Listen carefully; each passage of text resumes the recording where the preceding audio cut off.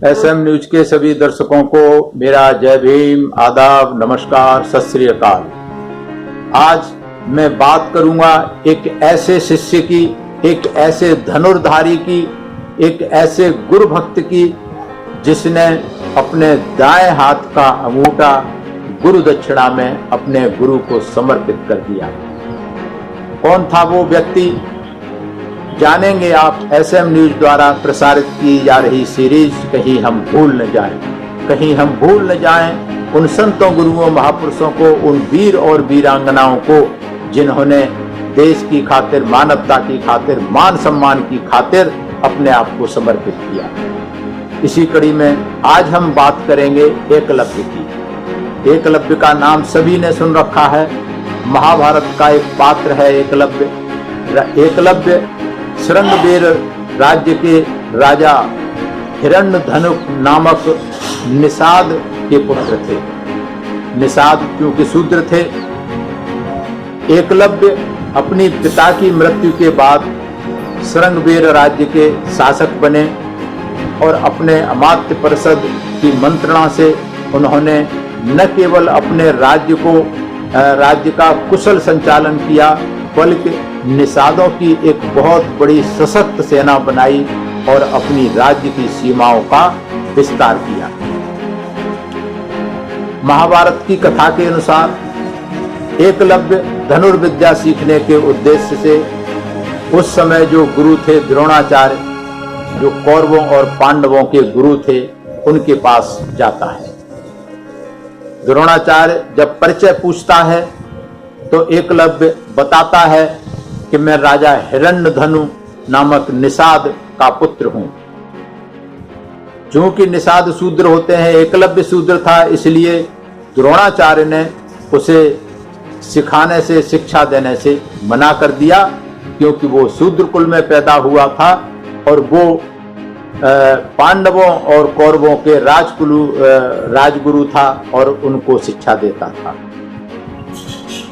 जब द्रोणाचार्य मना कर देता है उसे धनुर्विद्या सिखाने के लिए, चूंकि एकलव्य को लगन थी, वो चाहता था धनुर्विद्या सीखना, तो वहां से निराश होकर के वो जंगल में जाता है। जंगल में जाकर के अपना आश्रम बना के वहां द्रोणाचार्य की मिट्टी की मूर्ति बनाकर और द्रोणाचार्य को अपना मानस गुरु मानकर वो अभ्यास करता है और धनुर्विद्या बहुत ही कम समय में धनुर्विद्या में पारंगत हो जाता है, निपुण हो जाता है। उसके बाद एक दिन द्रोणाचार्य कौरवों और पांडवों के साथ उसी जंगल में, वन में शिकार खेलने के लिए जाते हैं। जब शिकार खेलने जाते हैं तो उनके साथ एक कुत्ता भी था। कुत्ता रास्ता भटककर एकलव्य के आश्रम की तरफ पहुंचता है और एकलव्य को देखकर वो भौंकना शुरू कर देता है। जब कुत्ता भौंकता है तो एकलव्य की आराधना में विघ्न पड़ता है और एकलव्य अपना धनुष बाण उठाकर उस कुत्ते के मुंह को बाणों से भर देते हैं और इस तरीके से बाण चलाते हैं कि कुत्ते को जरा सी भी चोट नहीं लगती, जरा सी खरोंच नहीं आती और उसका पूरा मुंह बाणों से भर जाता है। कुत्ता भौंकना बंद कर देता है। जब इस नजारे को द्रोणाचार्य और कौरव, पांडव और अर्जुन देखते हैं तो वो दंग रह जाते हैं, हतप्रभ रह जाते हैं। अर्जुन ने, द्रोणाचार्य ने तो कल्पना में भी नहीं सोचा होगा कि अर्जुन से ज्यादा कोई धनुर्धर इस देश में होगा।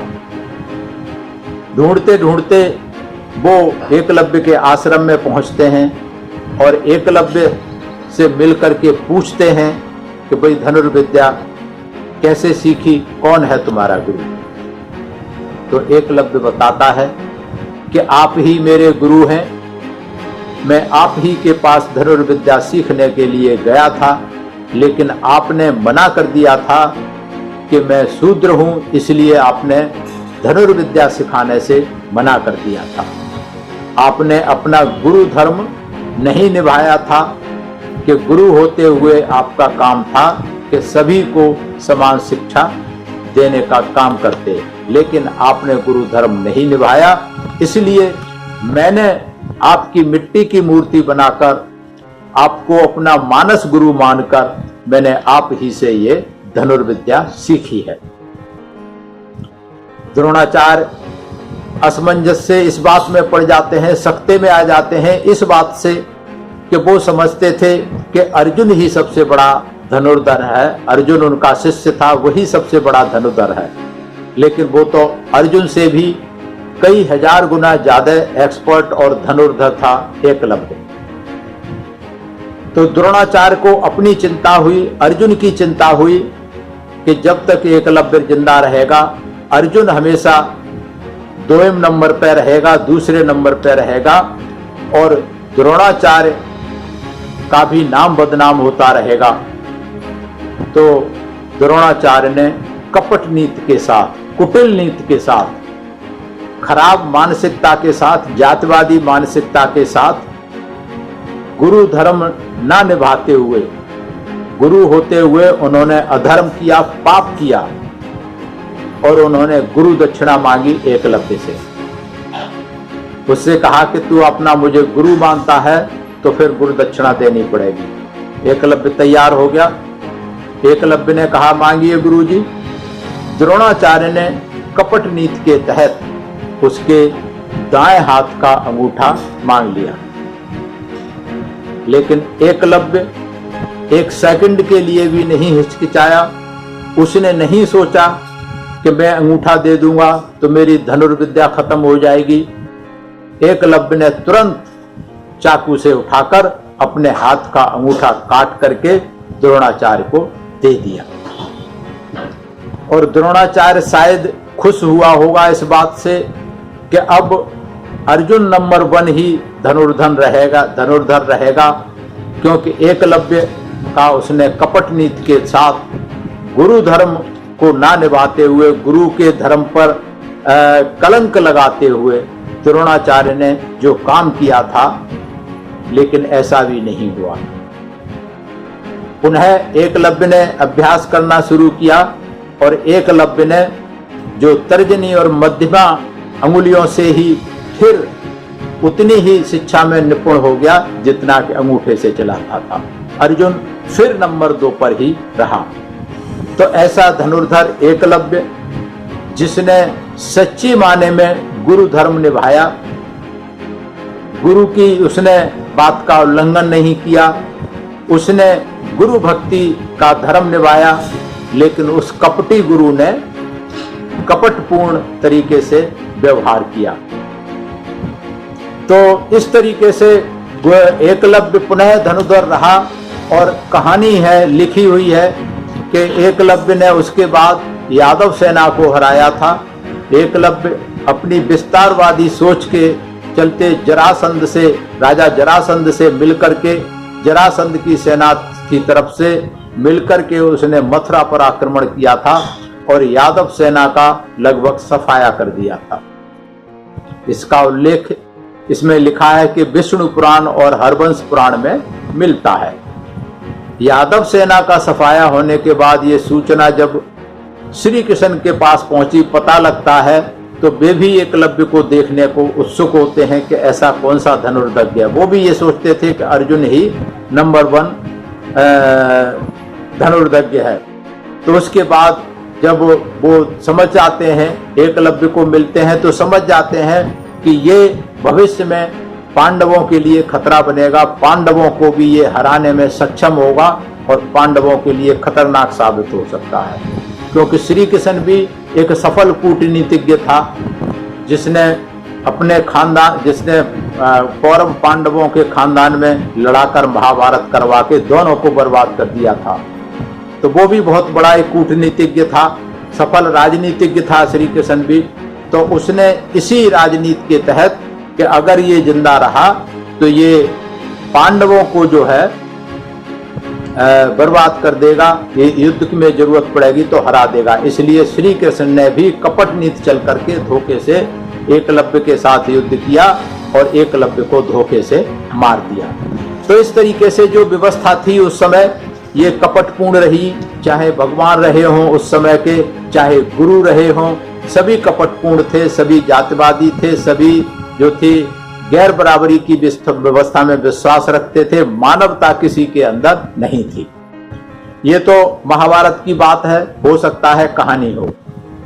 महाभारत भी कहते हैं कि महाभारत भी एक उपन्यास है, कहानी है, ऐसा कुछ नहीं हुआ था, न कौरव थे, न पांडव थे, न महाभारत हुआ था। एक मात्र एक उपन्यास है, इसको इन्होंने एक इतिहास बना दिया उपन्यास को और सही मान लिया कि भाई इस तरीके के युद्ध हुआ था।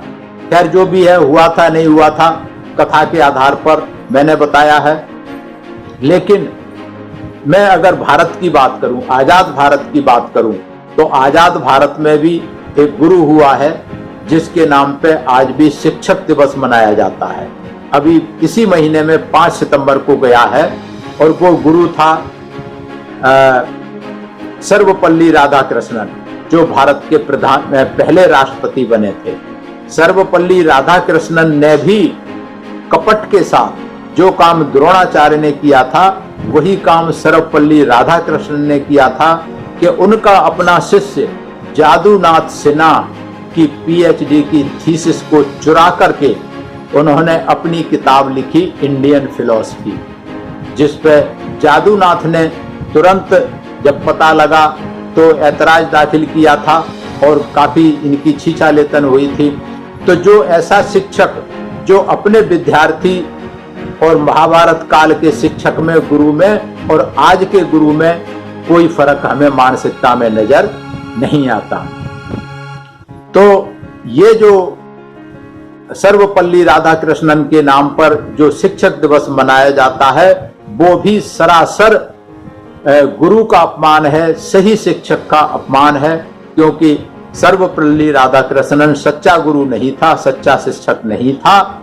उसके दिमाग में भी जातिवादी सोच थी।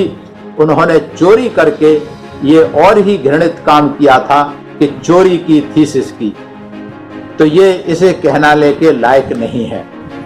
तो मेरे हिसाब से सही जो शिक्षक हैं, गुरु हैं, उनको मुहिम चलानी चाहिए कि शिक्षक दिवस राधा कृष्णन के नाम पर, जन्मदिन पर नहीं होना चाहिए। और दूसरा, भारत सरकार एक द्रोणाचार्य पुरस्कार देती है खेल के जगत में, उस द्रोणाचार्य पुरस्कार पर भी प्रतिबंध लगना चाहिए, क्योंकि द्रोणाचार्य सही गुरु नहीं था, द्रोणाचार्य कपटी गुरु था, द्रोणाचार्य के उसमें मानवता नहीं थी। इसलिए ऐसे व्यक्ति के नाम पर देश को पुरस्कार नहीं देना चाहिए था, जो कि एक जातवादी मानसिकता रखता हो, जातवादी सोच का व्यक्ति था। तो इसलिए मैं एसएम न्यूज के माध्यम से सभी दर्शकों से ये निवेदन करता हूं कि इस मुहिम को हमें चलाना चाहिए कि शिक्षक दिवस सर्वपल्ली राधाकृष्णन के जन्मदिन पर नहीं होना चाहिए और द्रोणाचार्य पुरस्कार खेल जगत में बैन लगना चाहिए, इसके नाम से पुरस्कार नहीं होना चाहिए, क्योंकि ये दोनों ही गुरु के नाम पे और शिक्षक के नाम पे कलंक हैं, धब्बा हैं। मैं धन्यवाद करता हूं एसएम न्यूज का कि जो ये सीरीज चला रहे हैं, कहीं हम भूल न जाएं, भूले बिसरे बहुत सारे महापुरुषों के इतिहास को खोज खोज करके ला रहे हैं और जन जन तक पहुंचाने का काम कर रहे हैं। मैं धन्यवाद करता हूं एसएम न्यूज के सभी दर्शकों का जो इस सीरीज को लाइक कर रहे हैं और कमेंट्स के द्वारा हमारा मार्गदर्शन कर रहे हैं, हौसला अफजाई कर रहे हैं। अगर आपको ये सीरीज पसंद आ रही है तो देखते रहिए, प्रतिदिन सुबह 6 बजे एसएम न्यूज, कहीं हम भूल न जाएं। आज बस इतना ही। सभी को मेरा धन्यवाद, सभी को मेरा आभार, सभी मेरा प्रणाम स्वीकार करें। अगर आपने अभी तक हमारा चैनल सब्सक्राइब नहीं किया है तो सब्सक्राइब करें और घंटी का बटन बिल्कुल भी दबाना ना भूलें, ताकि सभी लेटेस्ट खबरें पहुंच सकें आप पे सबसे पहले।